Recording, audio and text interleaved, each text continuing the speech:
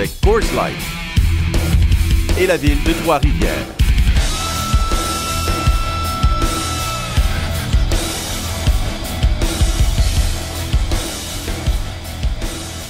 De retour dans les studios du Grand Prix de Trois-Rivières, Frédéric Beaulieu avec vous en compagnie de Carl Nadeau à l'analyse pour cette course de Porsche GT3 Challenge. Encore une fois, une excellente course à prévoir. Première apparition d'ailleurs pour ces véhicules ici au Grand Prix de Trois-Rivières. Première apparition et c'était le temps. C'est une série quand même ultra compétitive et on a une série canadienne. Il y a de ces séries-là un peu partout dans le monde et c'est toujours chaudement disputé. C'est des bolides à la fine pointe de la technologie, des vraies boîtes de vitesse séquentielles. Donc, les changements de vitesse se feront le pied au fond de façon ultra rapide. Des moteurs qui sont très fiables. Le bonheur de faire de la course sur des véhicules Porsche, c'est que tu peux faire ta saison au complet et que normalement, tu n'as pas trop de problèmes mécaniques si tu n'as pas d'accident. Et sans se tromper, je pense qu'on regarde les qualifications qui se sont passées hier, je pense que 4 bonhommes, les 4 premiers, c'est une lutte à finir. Oh, ça va être quand même assez difficile. Au championnat, on a Chris Green et David Ostella qui se battent. Ostella a 7 points d'avance sur Green. On a un nouveau qui a décidé d'aller mettre le trouble un peu dans le championnat pour une course. Daryl O'Young, qui est un pilote du World Touring Car, qui a roulé les 24 heures du Mans, qui roule partout dans le monde. Donc, attendez-vous pas à ce qu'il fasse de la figuration sur la piste. Et Jean-Frédéric Laberge, pilote qui a été champion l'année dernière de la Série Cup, qui est rapide, agressif, incisif. Et Jean-Fred ne perdra pas une seule occasion de mettre le nez en avant. D'ailleurs, vous avez l'occasion à l'instant de voir les images de cette qualification qui avait eu lieu hier. La voiture numéro 9 que vous avez vue un peu plus tôt, voiture verte, celle pilotée par Chris Green, qui va d'ailleurs lui s'élancer de la position de tête. Chris Green, c'est littéralement un exploit d'avoir été chercher la position de tête et ce, devant quand même un pilote de classe mondiale qui est là. Donc, Chris a forcé très fort. Et on a vu d'ailleurs des gars qui ont forcé en qualification. Par exemple, Marco Chirone, qui est en 10e position, un pilote de la classe Master. Malheureusement, il a dû faire un changement de pneu avant la course. On doit partir la course avec nos pneus de qualification. Mais souvent, quand on va forcer très fort pour faire un temps à la dernière minute, on risque de faire un plat. Donc, bloquer les roues au freinage, faire un plat sur les pneus, ce qui l'a obligé à faire un changement de pneu. Donc, il doit partir de la dernière position. Donc, résultat des qualifications qui avaient lieu hier. Première position, voiture numéro 9, pilotée par Chris Green. Deuxième position sur la première ligne, la voiture numéro 69 de Daryl O'Young. La voiture numéro 91 de Jean-Frédéric Laberge, champion l'an passé, va s'élancer de la 3e position sur la ligne numéro 2. Toujours 4e position, David Ostella, voiture numéro 13. Et finalement, la voiture numéro 3 va s'élancer de la 5e position, celle de Anthony Mantella. Voiture numéro 84 maintenant va s'élancer de la 6e position, celle de Perry Bortolotti.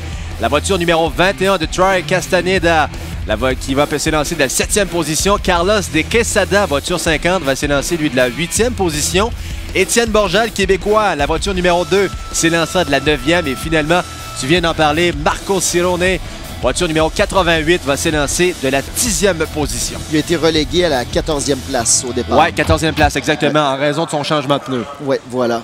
Donc, une pénalité qui lui a été imposée. C'est dans l'ordre des choses. Hein, quand on change la pneumatique. C'est un risque à prendre là, quand on force 3 qualifications. Et on n'a pas le choix. C'est les mêmes pneus qu'on doit prendre en qualif pas en course. Moi, ce qui me fait sourire et ce qui me donne bien du plaisir présentement, sans être chauvin, c'est qu'on a plusieurs Québécois qui sont à l'avant-plan. Chris Green qui est en première position, Jean-Frédéric Laberge qui est en 3e, sont séparés par Daryl Young qui est un pilote qui vient de Hong Kong. On s'entend que c'est pas un régulier au championnat, c'est un pilote de World Touring Car. Et après ça, on descend Étienne Borja qui est en 9e place. Après ça, on a Martin Harvey qui est un petit peu plus loin. Donc, une série nationale qui est animée par les Québécois aux avant-postes. Ah oui, puis on le disait tantôt, là, les 4 premières positions, ça va vraiment être une bagarre à finir. Moi, j'ai nul doute qu'on va avoir vraiment une excellente course pour cette première apparition, rappelons-le, au Grand Prix de Trois-Rivières de la série Porsche GT3. Comme on dit, clignez pas des yeux pendant les virages 1, 2 et 3 parce que ça risque de tourner 2 de large. Oui, ça risque de tourner assez rapidement. Et moi, ce qui m'a impressionné, évidemment, c'est les vitesses de pointe de ces véhicules-là quand même, qui sont des véhicules quand même assez larges sur route, mais qui roulent à des vitesses quand même assez impressionnantes. Faut se dire que c'est des véritables voitures de course qui sont produites directement par Porsche à Stuttgart. Donc, les voitures, là, ça arrive au Canada comme voiture de course. La technologie est absolument incroyable. Il y a du développement fait sur les machines. Donc, c'est des voitures compétitives. C'est des voitures qui roulent sur tous les circuits dans le monde, là. Et s'il y a une chose à retenir également, et tu en parlais hier, puis je trouve ça intéressant, je sais que les gens aiment bien aller dans les puits pour aller rencontrer les pilotes, et tu nous parlais de Chris Green, un bonhomme fort sympathique, qui s'exprime autant en français qu'en anglais, malgré son nom en consonance anglophone. Non, c'est ça, il faut faire attention. Des fois, on peut se faire surprendre, mais Chris, c'est un petit bonhomme de Montréal qui s'exprime très, très bien. Jean-Fred Laberge aussi. Et David Ostella, qui est en 4e place, c'est un Ontarien. David est un gars rigolo, comme c'est pas permis. Donc, si vous avez le temps d'aller discuter avec, vous allez le voir, quand il n'a pas son habit de pilote, il a souvent les grosses bottes de cow-boy. Il a son style vraiment à lui, mais c'est un gars qui adore discuter avec les gens. Et David Ostella a un certain lien avec Trois-Rivières, parce que Jean-François Dumoulin est l'un des coachs pour la série Speed, pour l'écurie Speed Merchants. Oui, voilà. Je ne sais pas si Jean-François s'occupe spécifiquement de David. Souvent, on s'occupe d'un pilote en particulier, quand on va, dans le fond, être un conseiller pour l'équipe de course. Mais c'est certain qu'ils doivent bien s'entendre. Jean-François, comme on dit, quand c'est le temps de rigoler, il est toujours là aussi. Absolument. Et quand on regarde les temps de la façon qu'on s'est qualifié, si on pouvait situer la série Porsche GT3, c'est entre la Pro Mazda et entre la NASCAR au niveau des temps. Oui, c'est quand même très près des temps de la Pro Mazda. Et Mazda, il faut s'entendre, c'est un véhicule d'à peu près 1000 livres, châssis en carbone, des ailerons plaqués au sol. Alors que pour que les Porsche se rapprochent de ça en termes de vitesse, ça en dit beaucoup sur les qualités de la conception de cette voiture. C'est dire la puissance du moteur. C'est incroyable. Pendant qu'on effectue le tour de chauffe, la voiture de sécurité qui est à l'avant, évidemment. Est-ce qu'on aura droit dans cette série, je ne veux pas te prendre à contre-pied ma question, mais est-ce qu'on aura droit à un départ lancé? Normalement, un départ arrêté? Si je ne me trompe pas, c'est toujours des départs lancés. Pneumatiques, c'est Michelin qui les fait. Et les pneus lisses de compétition Michelin sont excessivement performants. Donc, attendez-vous justement à ce que les pilotes aient beaucoup d'adhérence.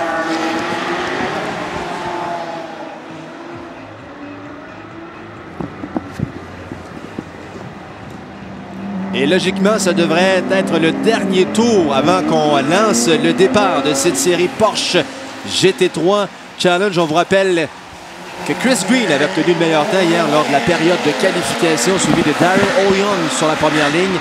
Jean-Frédéric Laberge complétait le top 3. Et j'ai bien hâte de voir, pendant qu'on voyait des images des portes du Plessis, ça va passer très serré parce que c'est des voitures qui sont très larges. Ça va passer serré et je peux vous dire qu'il y a plusieurs pilotes aux avant-plans qui ont le courage de passer à 2 de large. Donc, c'est certain que le but évident, c'est de prendre absolument un départ parfait et de réussir à être seul dans la porte du Plessis parce que la sortie de ce virage-là donne sur une très longue ligne droite. Donc, si on est capable de passer seul et d'avoir un freinage parfait, on réaccélère tôt et là, on peut avoir beaucoup de vitesse sur la ligne droite. Par contre, quand on passe à 2 de large, c'est pas évident. Et les feux sont éteints, Carl. On aura droit à un départ sur le circuit routier du Grand Prix de Trois-Rivières dans cette série Porsche GT3 Challenge. Une première apparition, rappelons-le, ici même à Trois-Rivières. La voiture de sécurité qui entre dans les puits. Pendant qu'on voit la voiture numéro 88, celle pilotée par Marco Cirone. Chris Green qui a la lourde tâche de mener les autres pilotes vers le départ. Alors, on va se placer en position de départ, donc 2 par 2. On a vu déjà Daryl O'Young qui fait des mouvements quand même très agressifs et Chris Green qui le tasse sur le vibreur. Donc, les gars commencent à se passer des messages. D'après moi, ça va jouer dur. Et c'est un drapeau vert, c'est un départ. On roule sur le circuit de Trois-Rivières et Chris Green qui, jusqu'à maintenant, consolide sa première position. Oh, ça part serré. Et Jean-Frédéric Laberge qui a essayé quand même de prendre sa place, mais Daryl O'Young est tellement agressif. Oh, ça passe serré. Écoute, on est très rapprochés. Ouais, ça se pousse. Et regardez ça à quel point. Puis Jean-Frédéric Laberge qui a réussi à profiter du combat entre Chris Green et Daryl O'Young. Les gars se poussent tellement, se donnent tellement pas de chance que Jean-Frédéric a passé comme si les autres étaient arrêtés pour prendre la tête. Et un virage tellement à l'intérieur pour Jean-Frédéric Laberge. Et ça joue dur, là. Chris Green et Daryl O'Young à l'arrière.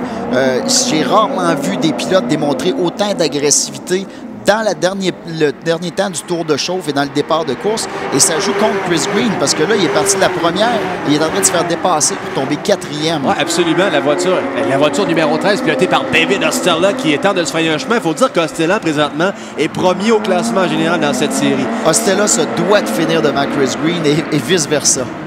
Ça risque d'être très intéressant. Donc, position provisoire. Green qui est maintenant au 3e rang. C'est la voiture numéro 91, celle pilotée par Jean-Frédéric Laberge qui obtient le meilleur temps, suivi de Daryl O'Young qui, rappelons-le, n'est pas un pilote qui est classé. C'est un pilote qui est ici à Trois-Rivières en fin de semaine, mais n'est pas classé au niveau de cette série. Par contre, on s'entend que Chris Green a besoin de prendre le plus de points possible pour battre Ostella au championnat. Ouais. Et moi, si je suis Ostella présentement, même si je suis derrière Chris Green, je me tape dans les mains de voir la bataille qu'il a fait avec Daryl O'Young qui a permis à Jean-Fred Laberge de passer. Ostella doit sourire dans son casque. Absolument. Et Chris Green, ce qu'on appelle surconduit sa voiture, a vraiment trop poussé, trop forcé, a laissé un peu ses émotions s'emparer de lui et ça a joué contre lui. Donc, j'espère que Chris va comment dire, remettre le focus en place pour être capable d'attaquer et de montrer toute l'ampleur de son talent ici. Parce que tu l'as dit, Ostella est consolide sa 4e position actuellement. Il était 4e sur la grille. Quant à Green, il est parti de la position de tête. C'est un recul quand même de 2 positions pour Green qui a, comme tu l'as dit, tellement besoin des points en fin de semaine. Oui, c'est un recul important pour Green. Et Jean-Frédéric Laberge nous fait une démonstration de pilotage. Je vous l'avais dit que c'était un gars qui est vraiment agressif. Un circuit comme Trois-Rivières, c'est un circuit qui va particulièrement apprécier. Et ce gars-là n'a aucune peur des murs. Attendez-vous à voir ses miroirs disparaître un jour pendant la course. Donc, il va aller vraiment frotter les murs pour aller chercher le maximum de vitesse. Et quand même être capable d'étirer un gars comme Daryl O'Young, qui est un pilote qui court partout dans le monde. Comme on dit, c'est son métier de faire ça. C'est impressionnant. Écoute, c'est 1 seconde d'écart à peu près là, entre les positions 1, 2, 3 et 4. La position numéro 2, la voiture 69 de Daryl O'Young qui pointe au 2e rang, est à 1 seconde de Jean-Frédéric Laberge, voiture numéro 91 que vous voyez présentement en tête de cette série Porsche GT3 Challenge. Et Ostella qui est présentement devant Chris Green, ce qui fait bien son affaire pour le championnat. Donc, je pense pas que Chris Green va baisser les bras. Il se doit impérativement au minimum d'être devant Ostella pour aller chercher quelques points au championnat. C'est certain que Chris Green, l'objectif, c'est définitivement de gagner la course pour aller chercher plus de points. Mais présentement, il n'est pas en bonne position pour son championnat. Et là, c'est là qu'on dit que le mental, si tu me permets l'expression, est très, très important parce que Chris Green avait la position de tête, recule en 4e position. Il se doit d'être mentalement très fort pour remonter le peloton. Ah, ça, c'est insultant. Souvent, ce que ça va faire, c'est qu'on va tellement être choqué à l'intérieur de la voiture qu'on va se mettre à faire des gaffes qu'on ne ferait pas autrement. On va essayer de trop pousser, trop forcer des freinages. On va faire glisser l'auto pour rien. Donc, c'est un piège qui peut toucher Chris Green présentement. On ne le souhaite pas. Au contraire, c'est un Québécois qui mérite d'aller en avant. Et tu disais que Daryl O'Young est un pilote expérimenté qui court énormément pendant une année. Il nous le démontre présentement, malgré que Jean-Frédéric Laberge soit toujours le meneur de cette course. Il est rapproché O'Young, la voiture 69, à 3 dixièmes. En fait, à 7 dixièmes au total, mais il a repris 3 dixièmes sur la tête de Jean-Frédéric Laberge. Oh oui, O'Young se rapproche beaucoup. Jean-Frédéric Laberge qui pilote pour l'écurie GT Racing, qui est une écurie québécoise. Donc, pilote québécois, écurie québécoise à l'avant. On se croise les doigts pour qu'il puisse remporter cette course-là. Mais je peux vous dire que O'Young, présentement, j'ai l'impression qu'il étudie Jean-Frédéric, qu'il regarde ses trajectoires, qu'il commence à voir où est-ce qu'il y a des faiblesses. Et il n'attaque pas Jean-Frédéric présentement pour une simple et bonne raison, c'est qu'il veut étirer suffisamment de distance vers la 3e, 4e place pour qu'ils puissent les deux avoir la paix et se battre quand ils vont avoir suffisamment d'avance. Alors, à moins que Jean-Frédéric fasse une manœuvre un peu bizarroïde sur la piste, je m'attends à ce que O'Young reste tout simplement dans son sillage et profite de l'aspiration. Donc, Jean-Frédéric Laberge, toujours première position, et Daryl O'Young maintenant 3 dixièmes de Laberge. C'est très sérieux, c'est du coude à coude. Pendant que Chris Green, lui, doit dépasser Ostella. Donc, je ne pense pas que Chris Green soit très patient derrière Ostella. Dès qu'il va avoir une ouverture, dès qu'il va réussir à se rapprocher suffisamment, vous allez le voir déboîter rapidement pour essayer de faire le dépassement. Et la bonne nouvelle, Carl, du côté de Green, c'est qu'il se maintient quand même pas très loin du meneur Laberge. Il est à 2,3, la dixième de la première position. Chris Green, qui, rappelons-le, partait en position de tête. Dans une série monotype, par contre, on est très près, mais très loin. Parce qu'un dépassement en série monotype, c'est difficile. Les véhicules sont forts aux mêmes endroits, faibles aux mêmes endroits. Tu as le même poids, tu as les mêmes freins, le même moteur, la même transmission. Donc, un dépassement, ça se travaille de longue haleine. Il faut vraiment que tu t'imposes ta présence, que tu travailles ta ligne de course, que tu essaies de voir où est-ce que l'autre va faire une petite erreur d'un tour à l'autre pour te rapprocher. Donc, un dépassement, ça se fait vraiment pas en claquant des doigts.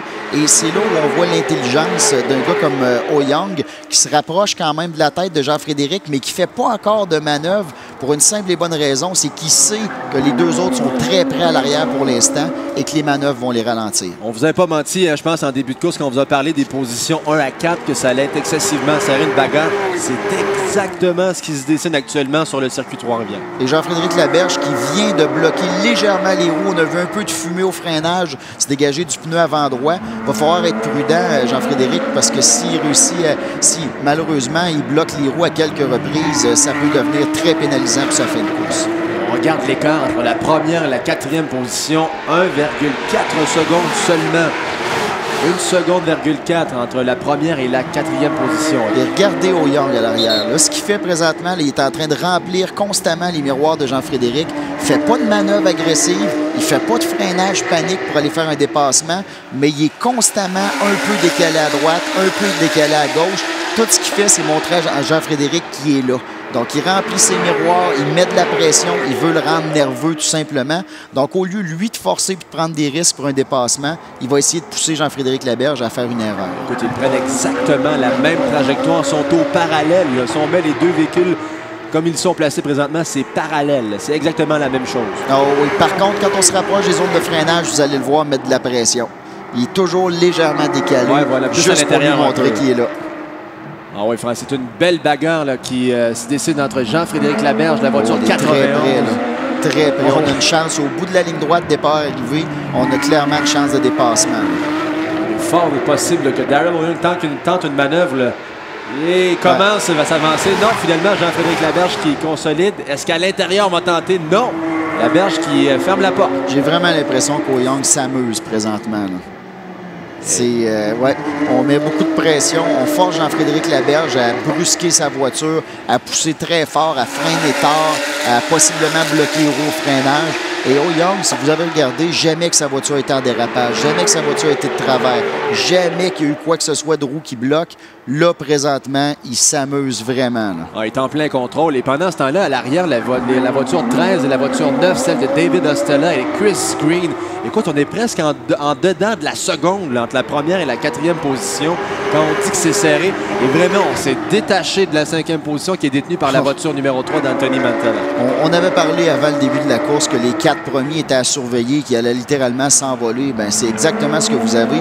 Mais je suis heureux de voir que les 4 premiers sont vraiment en peloton. Donc, on va avoir du spectacle pendant toute la course. Oh oui, c'est franchement, jusqu'à maintenant, ça ne nous déçoit pas. C'est ce qu'on avait prévu et c'est ce qui se produit. Oh Young fait littéralement exprès. Vous le voyez carrément, là, il veut même pas dépasser encore. Là. Il a clairement la vitesse, il est capable de jouer un peu sur sa trajectoire juste pour mettre de la pression. Tandis que Chris Green, lui, est en train de clairement préparer un dépassement là, devant Stella. C'est une question de temps, mais ça s'en vient. La stratégie à ce moment-là, Carl, en course, lorsqu'on est en piste, est-ce que c'est l'équipe qui va donner le OK, on va dire oui, mais c'est le temps de dépasser du côté de Oh Young, ou c'est lui qui va décider du moment? Non, il a suffisamment d'expérience, il n'a pas besoin d'aide de personne. Lui, ce qu'il va faire, il sait exactement. L'équipe va lui dire combien il reste de temps à la course, mais pas plus que ça. Il ne sera pas stressé. Quand ça va être le temps, s'il y a une ouverture, il va passer. Tandis que Chris Green, là, sa mission est claire, nette et précise. Se débarrasser d'Ostella maintenant. Donc, il va vraiment le pousser fort, fort, fort. Il va prendre des risques s'il faut, mais il doit mettre le nez devant Stella. Et là, on voit Oh Young qui starte véritablement vers la gauche. Est-ce que... Je pense qu'il joue encore. Là. Il n'a pas tenté de dépassement. On n'a pas vu appuyer sur l'accélérateur. Pas du tout. C'est simplement tassé. Puis il y a plusieurs endroits où il aurait pu tenter un dépassement un peu limite.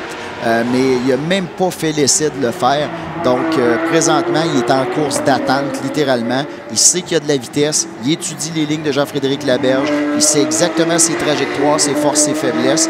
Donc, quand ça va être le temps, vous allez le voir commencer à tenter des manœuvres. Et je pense qu'on va pouvoir aller joindre Marie-Laurence Paquin dans les puits. Elle est avec l'équipe de Jean-Frédéric Laberge. Tu nous entends, Marie-Laurence? Oui, absolument. Je suis avec Adam Marquita, coéquipier de Jeff Laberge. Alors, comment ça se passe? Est-ce que tu es en communication avec lui? Qu'est-ce qu'il te dit? Est-ce qu'il te dit des choses? Bien, à date, il est tranquille pas mal. Il garde sa position en avant, puis on essaie de garder Oh Young en arrière de nous autres. On est rendu là. Il n'y a pas de communication ben avec lui. Moi, je donne des informations, mais il est pas mal tranquille. Puis habituellement, comment il réagit à la pression? Parce que mener un peloton comme ça de pilotes expérimentés, c'est pas nécessairement évident. Oh, c'est pas trop stressant pour lui. Il a déjà été là souvent. C'est pas la première fois. Oui, c'est un pilote expérimenté. Ça fait plusieurs années qu'il est dans la série. Oui, c'est ça. Puis il a gagné le championnat l'an passé. Ça fait qu'il en a déjà gagné des courses. Puis il y en a eu du monde en arrêt. Parfait. Bien, on suit ça. Merci beaucoup. Merci. Merci beaucoup, Marie-Laurence Paquin dans les puits. Écoute, je pense qu'on a deux pilotes. On a affaire à deux pilotes très calmes, là. Du moins, si je me fie aux propos de son équipier. Ben Jean-Frédéric, c'est un gars qui, de nature, ne tient pas en place. C'est vraiment un gars qui bouge beaucoup, puis il travaille fort, puis comme on dit, c'est un nerveux de nature, mais derrière le volant, au contraire, il est capable de passer par-dessus ça. Il est capable de devenir extrêmement calme. Par contre, pendant l'entrevue, si vous avez été attentif, vous avez peut-être remarqué que Chris Green a sérieusement barré les roues au freinage. On a vu énormément de fumée se dégager de sa voiture. Donc, j'espère qu'il n'aura pas attaqué trop ses pneus, mais disons que ça fait quelques reprises qu'on voit ça, et ça augure pas nécessairement bien pour la fin de course. Ben écoute, ça se confirme quand même quand on regarde au niveau du classement. Ostella, la voiture numéro 13, troisième toujours. Devant Green, la voiture numéro 9. Il y a maintenant près de 8 dixièmes entre les deux véhicules, alors qu'on était au coude à coude. Tantôt, on était à 2, peut-être 3 dixièmes. On était très, très près l'un de l'autre.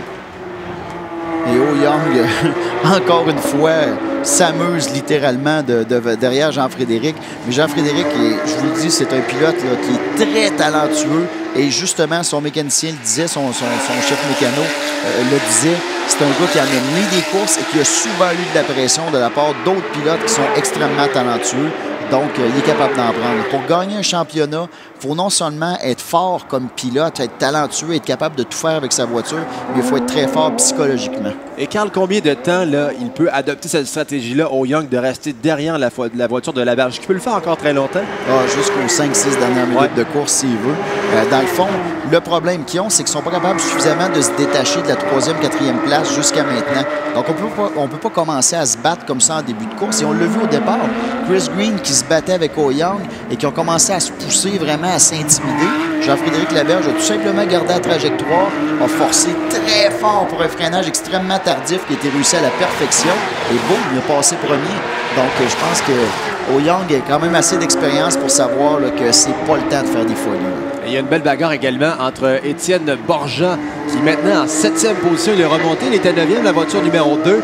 Et il est devancé par la voiture numéro 84 de Perry Bortolotti, qui lui figure au 6e rang actuellement. Étienne Borja, qui a d'ailleurs été meneur du championnat l'année dernière, et ça s'est joué à partir d'une petite gaffe qui s'est passée à Mosport qui a permis à Jean-Frédéric Laberge de passer premier au championnat.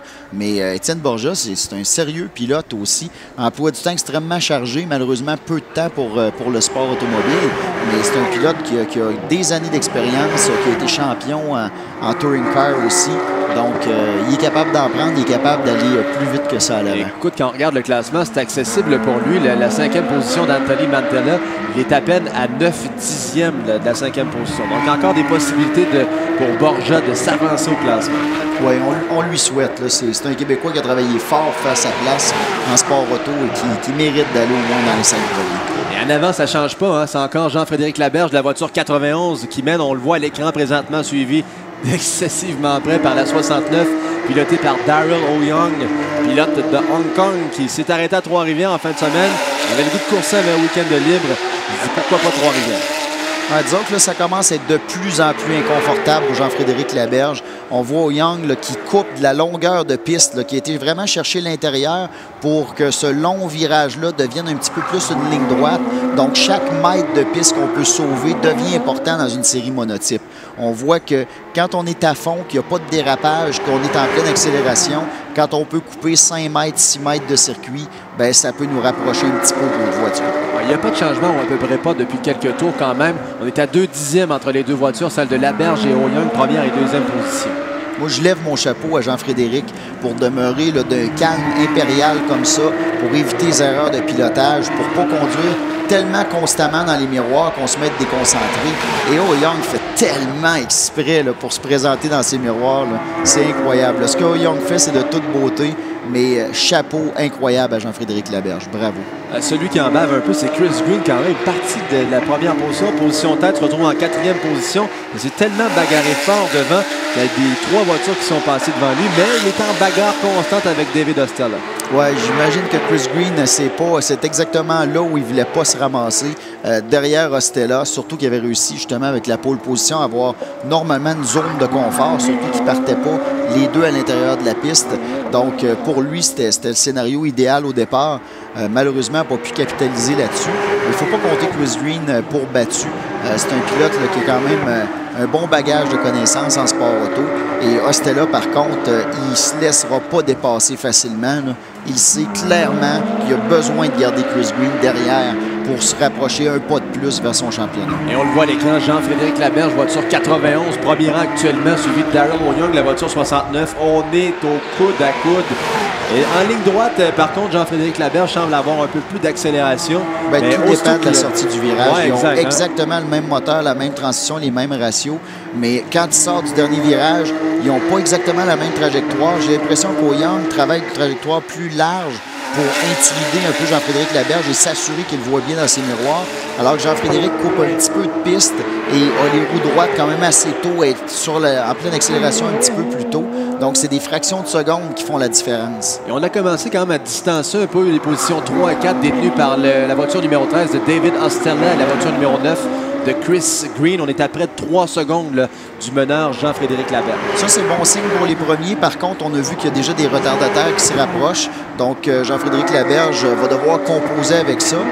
O'Young, c'est un pilote qui a tellement d'expérience que peut-être qu'il attend ce moment-là pour faire une tentative de dépassement. Et il s'approche très, très rapidement là, des retardataires. Dans le cas de Chris Green, Ostella, peut-être que Chris Green a aussi les doigts croisés en espérant qu'un retardataire mette le trou. Ouais, j'ai l'impression que Martin Barkey, près d'1 minute 2 secondes, là, presque un tour complet là, de retard sur le meneur Jean-Frédéric Laberge. On le voit d'ailleurs à l'écran quand Laberge prend la ligne droite. On voit la voiture de Martin Barkey, voilà la voiture rouge là, qui vient tout juste de passer les portes du Plessis. Voiture numéro 55, Martin Barkey, 14e actuellement. Jean-Frédéric Laberge et Darrell O'Young, c'est tellement serré. C'est 1/10 de seconde à peine entre les deux véhicules. Est-ce que O'Young va tenter quelque chose par l'intérieur? Oh, ça se referme. Jean-Frédéric Laberge qui consolide sa position, mais il a dû prendre le virage très large. Oh, et O'Young là, qui vient de le couper. Là. Oh, que ça joue serré. Jean-Frédéric a été protégé sa trajectoire, a carrément traversé la piste. On a droit normalement à un changement de trajectoire quand la voiture n'est pas commise en termes de dépassement. Jean-Frédéric en a profité, s'est déplacé carrément là, pour aller couper la ligne de course avant qu'O'Young en ait suffisamment pour le prendre au freinage. L'équipe d'O'Young, d'ailleurs, dit qu'autour de 35 minutes de course, il devrait commencer à faire des manœuvres de dépassement. Il serait un peu plus rapide que Jean-Frédéric sur les virages serrés. Par contre, Jean-Frédéric est plus rapide sur les lignes droites. D'après moi, c'est que Jean-Frédéric travaille tellement bien sa trajectoire qu'avant les lignes droites les plus rapides, il y a un petit peu une meilleure sortie. Donc, il est prêt à sacrifier certaines courbes, mais pour être vraiment maximum de rapidité. Voilà, on a rejoint notre voiture. Le retardataire, ça, c'est épouvantable. Jean-Frédéric Laberge n'a pas pu bénéficier d'une aussi bonne sortie, ce qui fait qu'O'Young a peut-être un avantage là-dessus. Oui, le retardataire qui a tardé à se tasser là, sur sa droite. Finalement, Laberge qui va passer tout comme O'Young. On a été chanceux là-dessus pour Jean-Frédéric Laberge. Absolument, voiture 91, Jean-Frédéric Laberge. Disons qu'on ne veut pas se faire retarder à l'entrée de la porte du Plessis. Ça donne sur une ligne droite qui est tellement longue que si on a perdu le momentum, la fraction de seconde pour réaccélérer à la sortie de la porte du Plessis, on est dans le sérieux trouble. Et les voitures numéro 13 et 9, celle de David Ostella et Chris Green, toujours positionnés à 3 et 4. Il y a 2/10 maintenant entre ces deux positions. J'ai hâte de voir comment va réagir Chris Green, qui, rappelons-le, est parti de la position de tête. Lui, il fait dépasser par 3 voitures dès le départ, ce qui explique actuellement sa 4e position. Ouais, disons que pauvre Chris Green, c'est définitivement pas ce qu'il voulait puis où il voulait être. Là, on vient de présenter un drapeau rouge et jaune aux pilotes, disant qu'il y a une surface glissante sur la piste qui s'en vient. Donc, c'est pas une obligation de ralentir. On peut passer carrément à fond.